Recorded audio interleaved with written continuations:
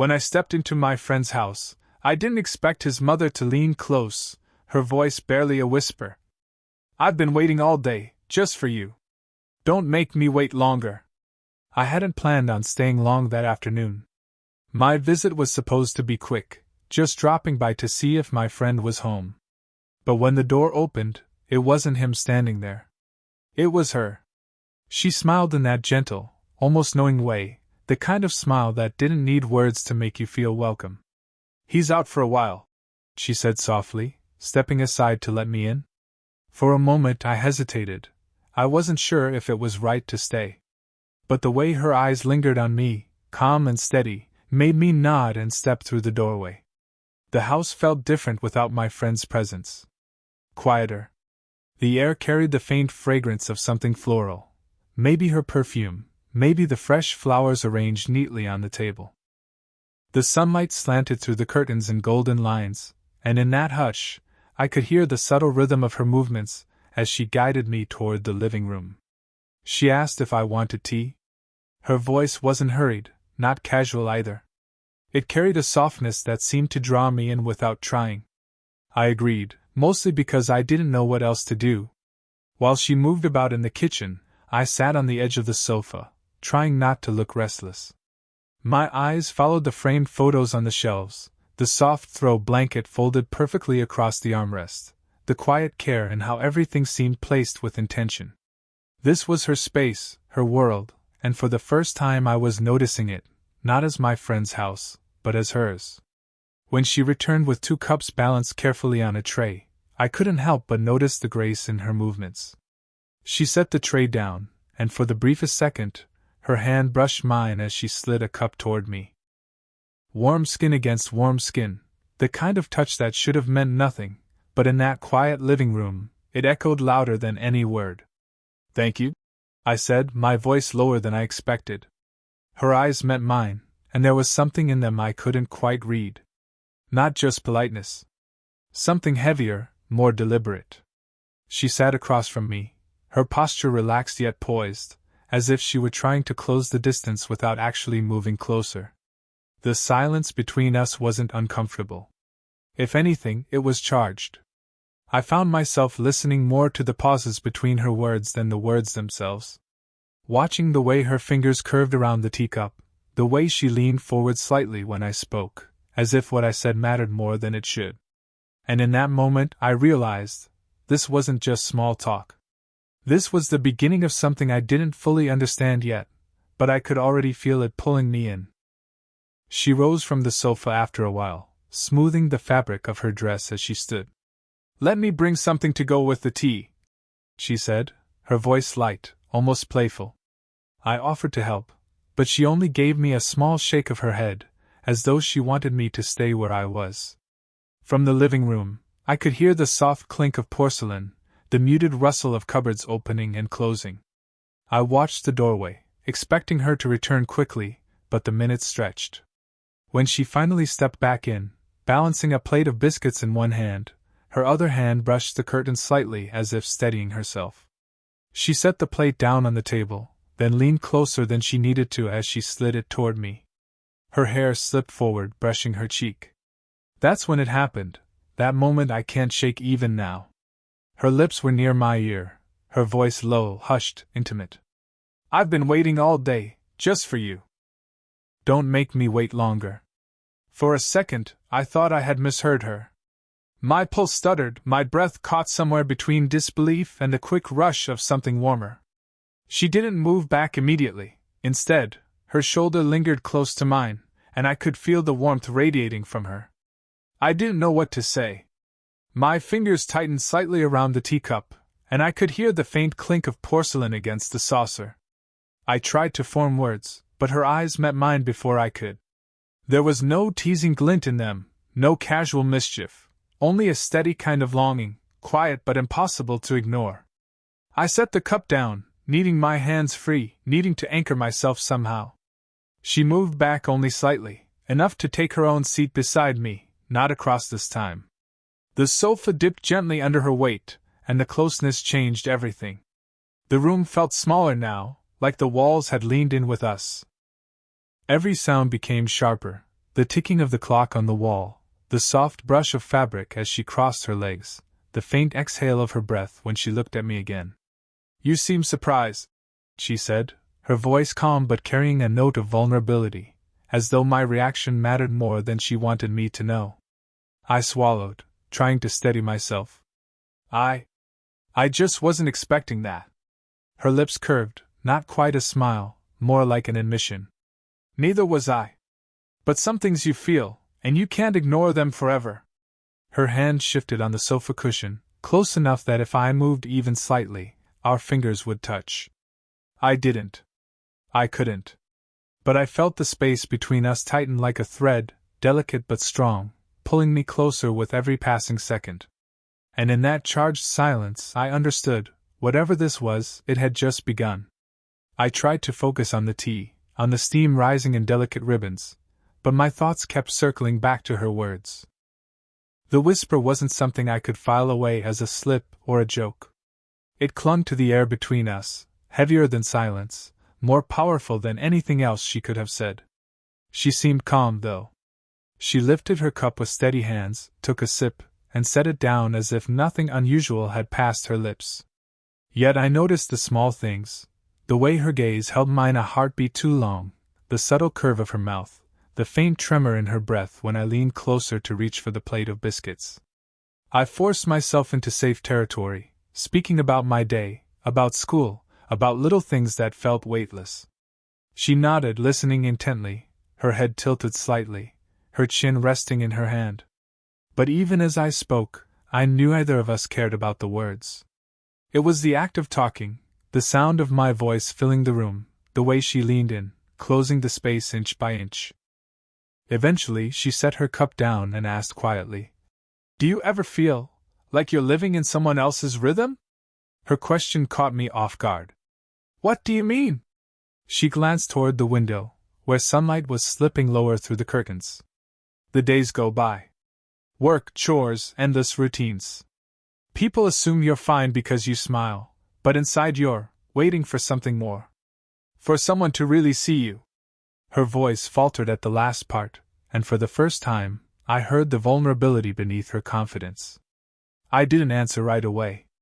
Instead, I studied her, the faint lines at the corner of her eyes, not unkind but softened by years of laughter and tears, the way her shoulders carried both grace and weight.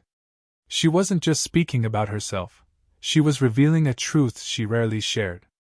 "I think I understand," I said finally. My voice was low, steady, but my heart raced. "Sometimes it feels like the world just passes you by. And you wonder if anyone notices." Her eyes found mine again, and in that moment, there was no barrier of age or circumstance, only two people sitting in the same quiet, searching for connection. She shifted slightly, her hand brushing the edge of my sleeve. The touch was small, almost accidental, but it sent a spark through me all the same. Neither of us pulled away. The pause stretched, filled with the sound of our breathing, the distant tick of the clock. Her fingers stayed close, hovering near mine, a silent invitation neither spoken nor denied. I didn't take her hand. Not yet. But I didn't move away either. And that stillness, that fragile almost touch, carried more weight than any embrace could have. In that fragile space between politeness and desire, something unspoken took root, something that neither of us could name, but both of us felt. She rose from the sofa with a soft sigh, smoothing her hand over the armrest as if steadying herself. "I should check on a few things in the kitchen," she said, her voice calm, but her eyes lingered on me for just a moment longer than necessary. I stood as well, almost instinctively. "Let me help." She hesitated, just a second, then nodded. "All right. If you don't mind." The house felt different as I followed her down the hallway. The air seemed thicker, charged, as if even the walls were aware of the closeness building between us. In the kitchen, she reached up to a high shelf, stretching slightly. Without thinking, I stepped forward. "Here, let me." Our hands met against the cool ceramic of the bowls she was reaching for. Her skin was warm, soft against mine. She didn't pull back right away. Instead, her eyes lifted to mine, steady and unhurried. The touch lasted only a heartbeat, but it left an echo, a trace of warmth that stayed even after I set the bowl gently on the counter. "Thank you," she murmured, her voice low, almost intimate. We moved around the kitchen together, her movements graceful, mine awkward as I tried to keep my composure.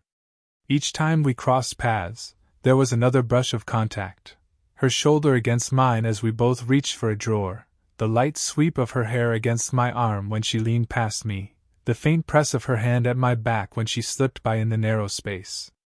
It was nothing dramatic. Just small touches. But each one carried weight, a quiet electricity that made the air hum. At one point, she handed me a dish towel, her fingers grazing mine as she let it go. "You're good company," she said softly, her eyes meeting mine again. "It's different, having someone really here." Her words struck me. Different. Not just casual or polite, but different. I searched her face for meaning, and what I found was something I hadn't expected, a quiet longing, a vulnerability that tugged at me more than any whispered promise could. We stood side by side at the counter, the silence comfortable now, the tension woven into every glance and gesture. I found myself hyper-aware of the nearness of her presence, the faint warmth radiating from her body, the subtle rhythm of her breathing, the way her sleeve brushed against mine when she shifted slightly closer. When she finally turned toward me, her hand rested lightly on my forearm. Not gripping, not holding me back, just resting. The weight of it was enough to make me still. Her touch was gentle, yet it carried more certainty than words ever could. Neither of us spoke for a moment.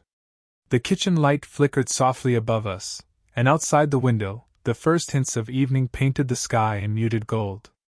Time seemed to slow, as if the world had agreed to give us this moment, unhurried, unbroken. And in that stillness, I realized that the line between simple company and something more had grown impossibly thin. Evening had crept in quietly, unnoticed until the first low rumble of thunder shook the window panes. A storm was gathering, sudden and heavy, and the light outside dimmed until the kitchen seemed to fall into shadow. She glanced toward the window, then back at me with a faint smile. "Looks like the rain won't let you leave just yet," she said softly. Almost on cue, the power flickered then went out altogether.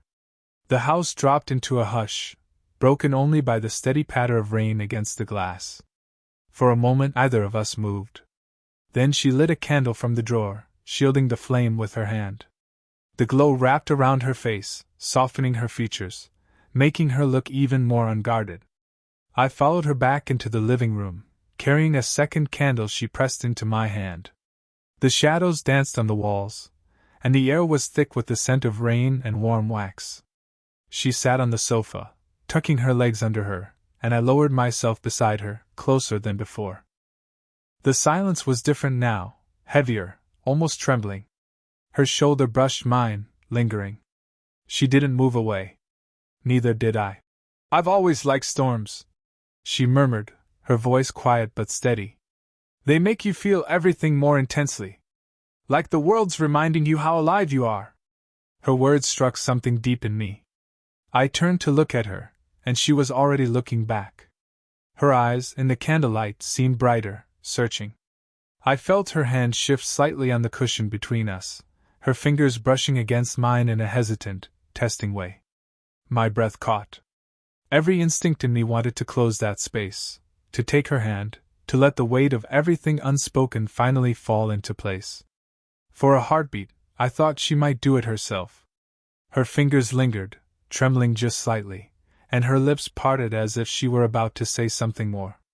The storm outside grew louder, rain pounding the roof, thunder rolling close. The world felt reduced to this moment, her nearness, her warmth, the possibility hanging in the air. But then, just as quickly, she pulled her hand back, folding it neatly into her lap. She exhaled, a soft, almost shaky sound, and turned her gaze toward the candle. I mirrored her restraint, though the urge to bridge the gap was almost unbearable. I could still feel the ghost of her touch against my skin, the echo of what might have been. "Some things," she said quietly, almost to herself, "are worth waiting for." I didn't answer. Not because I disagreed, but because my voice wouldn't have held steady if I tried. Instead, I sat with her in the flickering glow, the storm raging outside, both of us caught between what we wanted and what we were afraid to take. And though the moment passed, the tension it left behind only deepened the pull between us. The storm softened as the night stretched on, rain easing into a gentler rhythm against the windows. The candles still burned, their glow quiet and steady, filling the room with a warmth that made everything feel suspended, like time itself had slowed just for us. She sat with her hands folded neatly in her lap, eyes lowered, but I could sense the weight pressing on her. I wanted to say something, to ease the silence, but before I could, she lifted her gaze and spoke. "You probably think I'm foolish," she whispered. Her voice was steady, but the tremor beneath it betrayed her. "Saying things I shouldn't. Acting like this." I shook my head immediately. "No. Not foolish." My voice came out rougher than I intended, but it was the truth. Her lips curved in a faint, bittersweet smile. "People see me as put together, confident, always in control. But most nights..." She paused, her fingers tightening against each other. "Most nights, it feels like I disappear. Like I could vanish and no one would notice. Except you." The words caught me off guard, but they sank deep, heavier than anything she'd said before. She wasn't teasing. She wasn't testing. She was opening herself, letting me see the part of her no one else did. I leaned forward, my elbows resting on my knees, searching for the right words. "You don't disappear. Not to me. When I'm here, it's impossible not to notice you." She blinked quickly, as if holding back more than she wanted me to see. The candlelight shimmered in her eyes, and when she finally looked at me again, her expression carried something raw, something unguarded. Almost without thinking, I reached out. My hand found hers, resting tense in her lap. Her fingers stiffened for a moment, then slowly relaxed, curling into mine. The contact was small, simple, but it felt like a vow. Her breath caught. She turned her hand, letting her thumb trace lightly over my knuckles, her touch trembling yet deliberate. "You don't know what that means to me," she said, her voice breaking on the last word. I swallowed hard. "Maybe I don't. But I know what you mean to me." The silence that followed was thick, full of everything we hadn't said until now. Her other hand rose, almost uncertainly, brushing against my arm, then resting lightly on my shoulder. The warmth of her touch spread through me, steadying and unsettling all at once. For the first time, there was no mask between us. No polite distance, no careful hesitation. Just her vulnerability laid bare, and my own heart answering it. She leaned in then, not enough to close the space, but close enough that I could feel her breath against my cheek. "I don't want to be invisible anymore," she whispered. I tightened my hold on her hand. "You're not. Not to me. Not ever." And in that fragile, flickering moment, I felt something shift, as though the weight of years, doubts, and restraint had finally given way to the possibility of something real. The storm outside had dwindled to nothing more than a soft drizzle. The quiet that followed was different than before, not heavy, not tense, but gentle, like the hush after a deep sigh. The candles still glowed, their flame smaller now, but steady, and in that golden light she sat close beside me, her hands still folded in mine. Neither of us rushed to speak. The silence no longer needed filling, it felt like part of us now, something we shared. Her thumb traced absent circles against my skin, absent-minded yet intimate, as though she was reassuring herself I was really there. Finally, she exhaled, her breath soft against the space between us. "I've been so afraid," she admitted. "Afraid of what people would say. Afraid of wanting something I shouldn't." She paused, her voice dropping lower. "But sitting here with you, I don't feel afraid. I feel alive again." Her words washed through me, quiet but powerful, and for a moment I could only look at her, the curve of her cheek caught in the candlelight, the faint lines of time that made her beauty feel deeper, more real.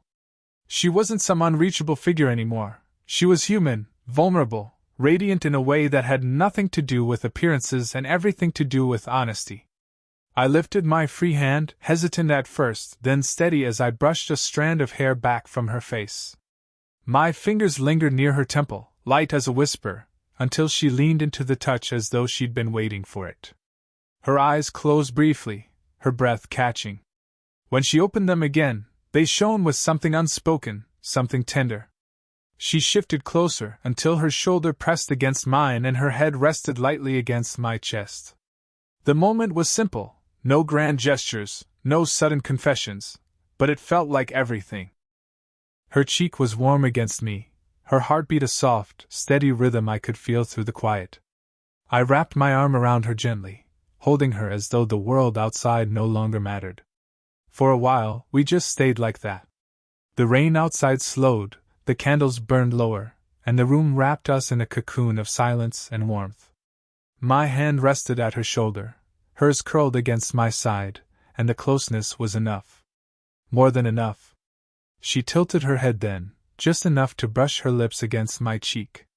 The kiss was light, fleeting, but it carried a promise, not of rushing forward, not of breaking boundaries, but of something real, something we would let grow in its own time. When she pulled back, her smile was small, almost shy, yet steadier than I'd ever seen it. "Thank you," she whispered. I didn't need to ask what for. I only tightened my arm around her and whispered back, "I'll stay as long as you want me to." And in that moment, with her in my arms, the storm fading, and the quiet glow of something new between us, I knew this was only the beginning of a story neither of us had expected, but both of us needed.